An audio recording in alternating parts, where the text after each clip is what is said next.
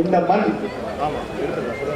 தியாக செம்மல் பாரதிய ஜனதா கட்சியினுடைய மாநில பொதுச் செயலராக இருந்த ஆடிட்டர் ரமேஷ் அவர்களுடைய மண். அவர் ரத்தம் சிந்தி வெள்ளையப்பஞ்சி இந்து முன்னணியுடைய வெள்ளையப்பஞ்சி அவர் தன்னுடைய இன்னுயிரை இந்து மக்கள் விழிப்புணர்வு பெற வேண்டும் என்பதற்காக உயிரை கொடுத்த ஒரு பகுதி. மக்கள் ஒரு விஷயத்தை யோசிச்சு பார்ப்போம். தமிழகம் முழுவதும் பல சித்தாந்தங்கள் இருக்கும். திராவிட சித்தாந்தம் இருக்கு, கம்யூனிஸ்ட் சித்தாந்தம் இருக்கு, இன்னும் என்னென்னமோ சித்தாந்தங்கள் இருக்கிறது.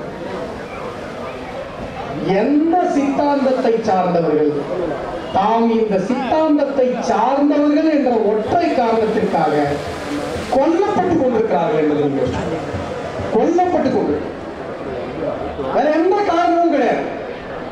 இந்திய தத்துவம், சுருக்கமா சொன்ன இந்துத்துவத்தை பின்பற்றுகிறார்கள் என்ற காரணத்திற்காக ஒருவரது உயிர் பறிக்கப்படுகிறது என்று சொன்னார். ஒருவரது உயிர் பறிக்கப்படுவதற்கான சூழ்நிலையில் அந்த மனிதன் தினம் தினம் வேலை செய்து கொண்டிருக்கிறார்கள் என்று சொன்னார். தமிழகத்தில் வேற எந்த சித்தாந்தமும் கிடையாது. இந்துத்துவவாதிகள், இந்திய தத்துவம் சார்ந்தவர்கள் மட்டும்தான் அந்த ஆபத்தில் பயன்படுகிறார்கள். பாரதிய ஜனதா கட்சி, இந்து முன்னணி என்று இந்த தேசத்தினுடைய சொந்த மண்ணினுடைய சொந்த சித்தாந்தத்தில் பயணிக்கிற ஒரே காரணத்திற்காக நாங்கள் கொல்லப்பட்டோம். எவ்வளவு பேரை பார்த்துட்டோம். எங்களுடைய தலைவர்கள் பல பேரை இழந்திருக்கிறோம்.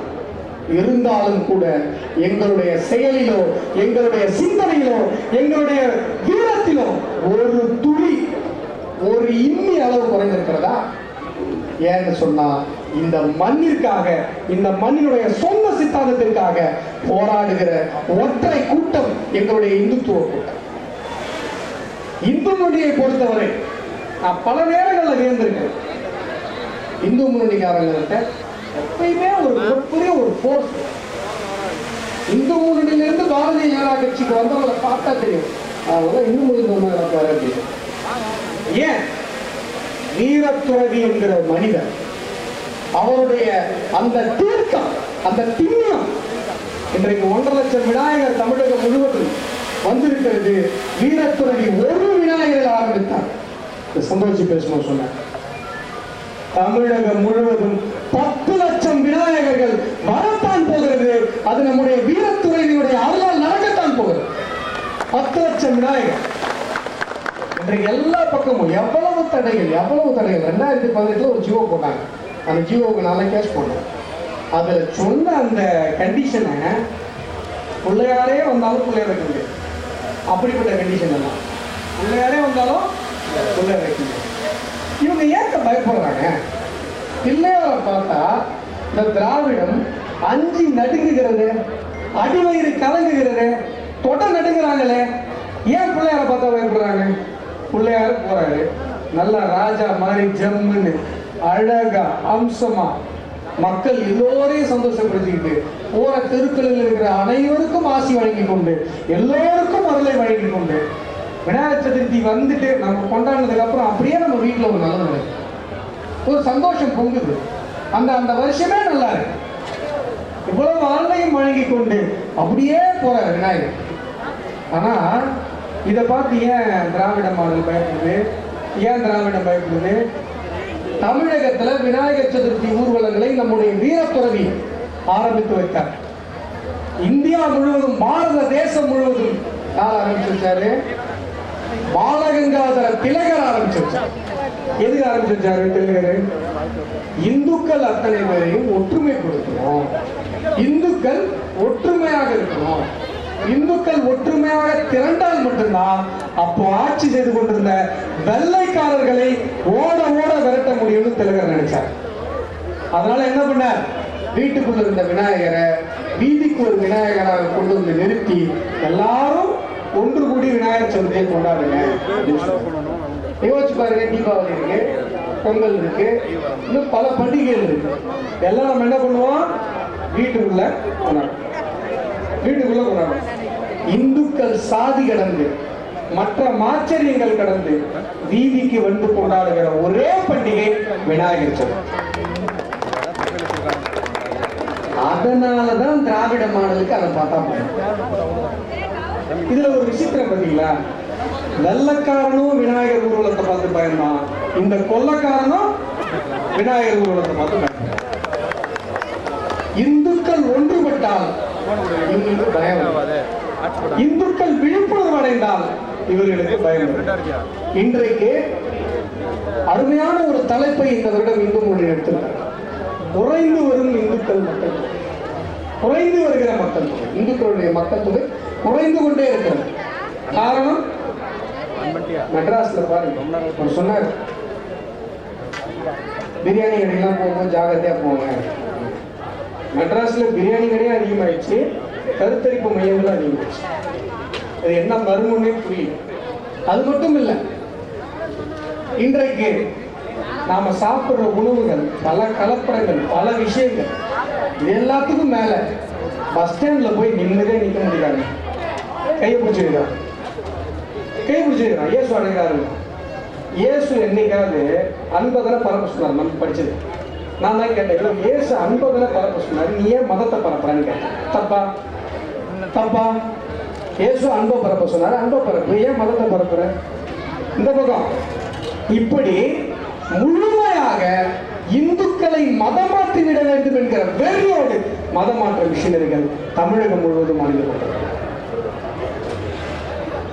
நாம எல்லாரையும் சொல்லல, எல்லா கிறிஸ்தவ சகோதரர்களையும் எல்லா இஸ்லாமிய சகோதரர்களையும் நம்ம சொல்லல. ஆனா இந்துக்களை நாம பார்க்கிற ஒருத்தரை எப்படா மதமாத்தலாம் அப்படின்னு இருக்கிறவங்கள நம்ம எதிராக, நம்ம எந்த மதத்திற்கும் எதிராக பேசவில்லை. ஆனால் மதமாற்றம் என்கிற அபாயத்திற்கு எதிராக நாங்கள் பேசுவோம். ஏன் அப்படின்னு சொன்னா, இங்க இருக்கிறது எல்லாம் மதம், இந்து மதம் கிடையாது. நல்லா புரியுங்க, இந்து மதம் கிடையாது. இது பண்பாடு, இது நாகரிகம், இது இந்த தேசத்தினுடைய அறம். திருவள்ளுவர் எதை அறம் என்று சொல்லுகிறாரோ அதற்கு பேர் தான் இந்து. வேதங்கள் எதை தர்மம் என்று சொல்லுகிறதோ அதற்கு பேர் தான் இந்து. மதங்கள்லாம் என்ன பண்ணும்? அரசியல் கட்சி மாதிரி, இந்த புக்கை தான் நீ படிக்கணும், இந்த உருவத்தை தான் நீ முன்னில், இந்த உருவம் இல்லாத இப்படி சொல்லு. ஆனால் இந்தியாவிற்கு அந்த பழக்கமே கிடையாது. இங்க சித்தர்கள் இருக்காங்க, நீங்க திருக்குறளை படிக்கலாம். ஒரு இந்துவாக திருக்குறளை மட்டுமே படித்துக் கொண்டு இந்து தர்மத்தை பின்பற்றணும் இல்லையா? பகவத்கீதை படிக்கணும் இல்லையா? எந்த புக்கும் தேவையில்லை. பக்கத்துல சித்தர் கோயில் போய் சித்தர் கோயில பண்ணலாம். குலதெய்வத்தை மட்டுமே கும்பிடலாம். இந்த சாமி அந்த சாமி, நாங்க ஆயிரக்கணக்கான சாமி வச்சிருக்கோம், எந்த சாமி ஒன்றா கும்பிடலாம். ஏன்? இது அறிவியல். ஏன்? இது நாகரிகம். இப்ப மறுஜென்மத்தை பத்தி பேசுறதுக்காக ஒரு ஜெயில கொண்டு வச்சிருக்கோம். மறுஜென்மத்தை பத்தி பேசுறது. திராவிட மாடல் என்ன நினைக்குதுன்னா, கஞ்சா விற்கலாம், கள்ளச்சாராயம் விற்கலாம். ஸ்கூல்ல போய் நீங்க குழந்தைங்களுக்கு நல்லது கெட்டது பாவ புண்ணியம்னு சொன்னீங்கன்னா அவங்களை பிடிச்சி ஜெயில போடுறாங்க. அங்க என்ன பண்ணணும் அப்படின்னு பார்த்தா, நம்ம வீடியோ பார்த்தோம், ஒரு ஆசிரியை ஆடிட்டு இருக்காங்க, மாணவர்கள்லாம் கூட சேர்ந்து ஆடி, இந்த அப்பா வந்து இதைத்தான் திராவிட மாடல் விரும்புகிறது. அதே போல எல்லா பக்கமும் கஞ்சா, எல்லா பக்கமும் கள்ளச்சாரா, எல்லா பக்கமும் சிந்தட்டிக் ட்ரக். ஆனா ஒண்ணு மட்டும் திராவிட மாடலுக்கு பிடிக்காது. நீங்க இதெல்லாம் பண்ணலாம். பிஜேபி கார எங்கேயாவது கொடியேற்றான்னா அவ்வளவுதான் போலீஸ். ஒரு ஊர்ல ஒரு அம்மா என்ன பண்ணிச்சாங்க, போலீஸுக்கு போன் வச்சாங்க. சார், இன்ஸ்பெக்டர் சார், வணக்கம் சார், சொல்லுங்கண்ணா, எங்க வீட்டுக்கு பக்கத்தில் ஒருத்தர் பிஜேபி கொடியேற்றுறாரு சார். அப்படியா, நான் உடனே கிளம்பி வரேன் அப்படின்ட்டு ஒரு ஜீப் எடுத்துட்டு ஒய் ஒய் ஒய் ஒய்ன்னு எங்க பிஜேபி கொடியேற்றுறாங்க சொல்லுங்க, நான் உடனே கைது பண்ணணும், நான் என்னுடைய கடமை உடனே செய்யணும் அப்படின்றாரு இன்ஸ்பெக்டர். நம்ம சொல்லு, சார் எங்க வீட்டுக்கு பக்கத்துல 10 பேர் கஞ்சா கலாச்சாரம் எடுத்துட்டு இருக்காங்க, அதை சொன்னா நீங்க வரமாட்டீங்க. பிஜேபி கொடியேற்றுறான்னு சொன்னாலும் உடனே கிளம்பி வருவீங்க. அதனால்தான் சார் நான் அப்படி சொன்னேன். அதே போல பிள்ளையார் வைக்கணும்னு சொல்லி ஒரு 4 பசங்க போலீஸ் ஸ்டேஷன் போய் அனுமதி கேட்கறாங்கன்னு வைங்களேன். ஐயோ, அவங்களுக்கு படுத்துற பாடு இருக்கு பாருங்க. காவல்துறை குற்றவாளிகளை போட்டு நடத்துக்கொண்டு, கள்ளச்சாராயம் விற்கிறவங்களை உங்களுக்கு பிடிக்க முடியாது, கஞ்சா விற்கிறவங்களை பிடிக்க முடியாது. ஆனா பிள்ளையார் வைக்கிறதுக்கு மட்டும் நீங்க 1000 கண்டிஷன் போட்டு வருவீங்க. ஆனா நீ எத்தனை கட்டுப்பாடுகளை வேணாலும் விதி, எவ்வளவு தடைகளை வேணுமானாலும் ஏற்படுத்து, தமிழகத்தில் நான் சொன்னது போல ஒரு நாள் 10 லட்சம் விநாயகர்கள் ராஜ கம்பீரமாக வளர்த்தான் போறாங்க. நீ பார்க்க போற நீ எவ்வளவுக்கு எவ்வளவு வளர்க்கணும்னு நினைக்கிறியோ, எவ்வளவுக்கு எவ்வளவு இந்துக்களை ஈர்ச்சவார்கள் என்று நினைக்கிறியோ, இந்துக்களினுடைய விழிப்புணர்வு, இந்துக்களுடைய ஒற்றுமை தமிழகம் மண்ணில் ஏற்பட்டுக் கொண்டே இருக்கிறது. யோசிக்கிறாங்க என்ன பிள்ளையாருக்கு பாட்டு போடுறோம், பிள்ளையாருக்கு பாட்டு போடுறோம், நிறைய சினிமா பாட்டு இருக்கு. கூட லேட்டஸ்டா வீர விநாயகா, வெற்றி விநாயகான்னு பாட்டு இருக்கு. போட்டா போலீஸ் எங்க ஸ்பீக்கர் வைக்கிறீங்க? சுப்ரீம் கோர்ட்டு கூம்பு வடிவ ஒளிபெருக்கி வைக்கக்கூடாதுன்னு சொல்லிச்சு. கோன் ஸ்பீக்கர் நீங்க எல்லா மசூதிகள்லயும் அந்த கோன் ஸ்பீக்கர் ஒரே ஒரு மசூதியில் நீங்க நாங்க சொல்லுங்க. ஒரு மசூதியில் சுப்ரீம் கோர்ட் ஆரம்பிச்சு இல்ல. காவல்துறையினுடைய வீரம் எல்லாம் எங்க வருது? பிள்ளையாருக்கு வருது. பிள்ளையார பார்த்தா திராவிட மாடல் அழகு. என்கிட்ட கூட நண்பர்கள் சொன்னாங்க, சார் வருஷம் திமுகவில் ஸ்டாலின் இருக்காரு, பிள்ளையார் சதுர்த்திக்கு வாழ்த்து சொல்ல மாட்டாங்க, கிறிஸ்துமஸ்னா ஓடி வந்து வாழ்த்து சொல்றாங்க, ரம்ஜான்னா ஓடி வந்து வாழ்த்து சொல்றாங்க. இப்ப புதுசா ஒருத்தர் கட்சி ஆரம்பிச்சிருக்காரு நடிகர். அவரு நடிகர் ஒருத்தர் புதுசா கட்சி ஆரம்பிச்சுதான் சொல்றாங்க, தெரியாது. அவரும் சொல்ல மாட்டாரு. நான் என்ன சொன்னேன், இவங்கெல்லாம் வாழ்த்து சொல்லணும். நம்ம வீட்டுல கொழுக்கட்டை வேகாதா, நீ வாழ்த்தே சொல்ல வேணாம். ஆணியே நீ ஒரு ஆணியை கொடுக்க வேணாம். வாழ்த்து சொல்லாத யாருக்கும் நம்ம ஓட்டு போடக்கூடாதுங்கிற ஒரு முடிவு எடுக்கணும். நீ வாழ்த்து சொல்ல, நீ சொல்லாத, நீ விநாயகர் சதுர்த்திக்கு வாழ்த்து சொல்லாத, தீபாவளிக்கு வாழ்த்து சொல்லாத, நீ எதுக்குமே வாழ்த்து சொல்லாத. கிறிஸ்துமஸுக்கும் ரம்ஜானுக்கு மட்டும் வாழ்த்து சொல்லிக்கோ. ஆனா நாங்க ஒண்ணு பண்ண போறோம். எங்களுடைய நாங்கள் வணங்குகிற தெய்வத்திற்கு, நாங்கள் வணங்குகிற தெய்வங்களின் பண்டிகைக்கு வாழ்த்து சொல்லாத ஒருவனுக்கும் நாங்க இனிமேல் ஓட்டு போட மாட்டோம் அப்படிங்கிற ஒரு முடிவு நம்ம. நான் கும்பிடுறேன், இறைவனுடைய அருளால நான் நல்லா இருக்கேன், இறைவனுடைய அருளால என்னுடைய வியாபாரம் நல்லா இருக்கு, இறைவனுடைய அருளால என் குழந்தைங்க நல்லா இருக்கா. நீங்க ஒவ்வொரு நாள் சாமி கும்பிடும்போது யோசிக்கணும், நாம வணங்குகிற இந்த தெய்வத்தை திட்ட, கொச்சைப்படுத்துற இந்த தெய்வத்தினுடைய பண்டிகைக்கு வாழ்த்து சொல்லாத இவங்களுக்கு நம்ம ஓட்டு போட்டா அது சாமி குத்தமா இல்லையா? ஒவ்வொரு தடவையும் சாமி கும்பிடும் போது சாமி நம்மளை கேட்குதா இல்லையா?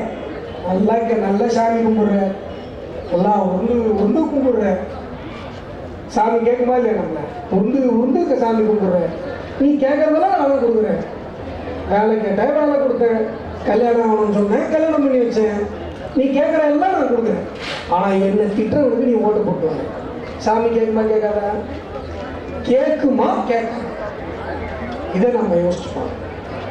அது மட்டுமல்ல, இன்றைக்கு இந்துக்களினுடைய மக்கள் தொகை குறையுது அப்படின்னு சொன்னா போதை கலாச்சாரம் ஒரு மிக முக்கியமான விஷயம். இன்றைக்கு திராவிட மாடல் ஆட்சிக்கு நீங்க போடுற ஒவ்வொரு ஓட்டம் நம்முடைய அடுத்த தலைமுறைக்கு நீங்க வைக்கிற டேட்டுங்கிறது நீங்க நான் வச்சுக்கணும். பெண் குழந்தைங்க குடிக்க ஆரம்பிச்சிட்டாங்களா? பெண் குழந்தைங்க குடிச்சாங்கன்னு சொன்னா கருவில் இருக்கிற குழந்தை வரை இருப்பாரு. கருவில் இருக்கிற குழந்தை வரை அடுத்த தலைமுறை என்ன? மக்கள் தொகை எப்படி வளரும்? மக்கள் வளம் என்ன?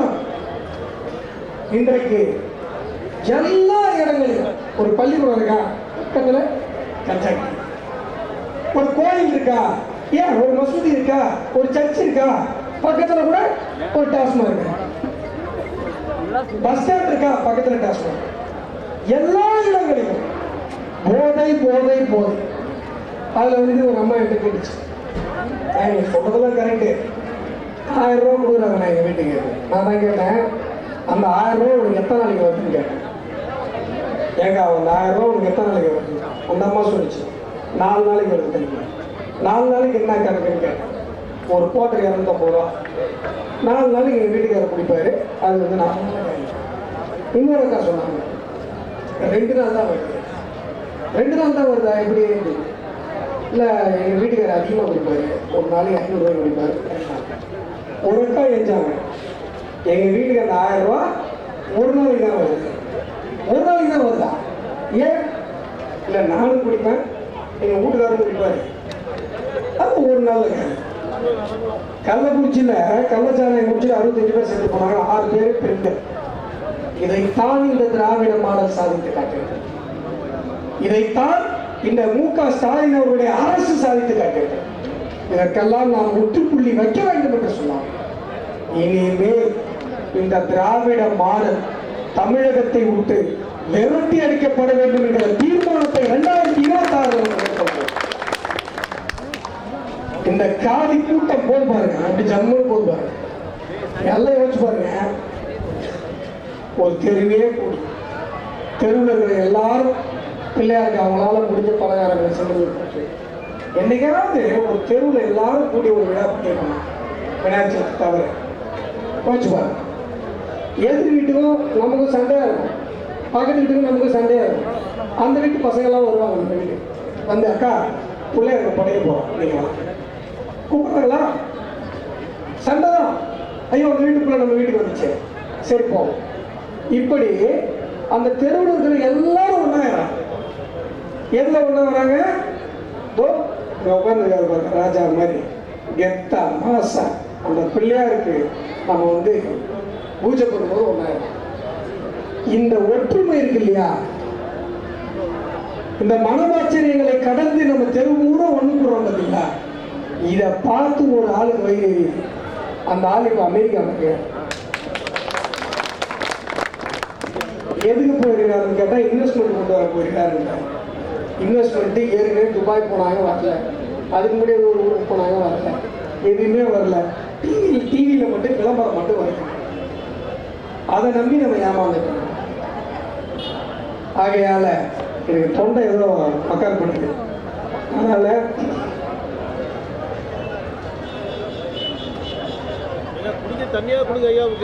நிறைய விஷயம் தண்ணியில் நிறைய எந்த முன்னணிக்கு வந்து நீங்க விருந்தோம்பலுக்கு எந்த இதுவும்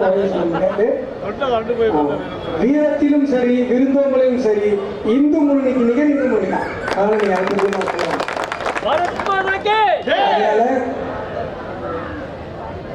சிந்தனைகள் அதிகமாக இருந்தாலும் குரல் இடம் கொடுக்காத காரணத்தினால வந்தே மாதரம் என்று சொல்லி வந்தே மாதரம் வந்தே மாதரம் வந்தே மாதரம் என்று சொல்லி வார்த்தையை நிறைவு செய்கிறேன். நன்றி.